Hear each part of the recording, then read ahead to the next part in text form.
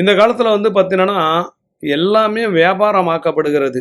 நீங்கள் ஒரு பிரச்சனையோடு போனீங்கன்னா 30,000 கொடு, 20,000 கொடு, மயானத்தில் பூஜை பண்ணுறேன், அங்கே பூஜை பண்ணுறேன், இங்கே பூஜை பண்ணுறேன் அப்படின்னு சொல்லிட்டு கிட்டத்தட்ட 20 லட்சம் வரையெல்லாம் வாங்கிடுறாங்களாம்.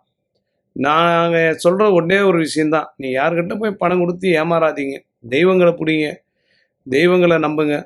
எங்களை கூட நம்பாதீங்க, தெய்வத்தை பிடிங்க. உங்கள் குல தெய்வம், இஷ்ட தெய்வம் எல்லாத்தையும் பிடிங்க.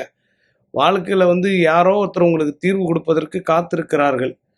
நாங்கள் ஏன் இந்த விழிப்புணர்வு வீடியோ போடுறோன்னா, ஒரு நாளைக்கு சராசரியாக 100 பேர் ஃபோன் பண்ணால் 50 பேர் ஏமாற்றிட்டாங்க அப்படின்னு புலம்புறாங்க.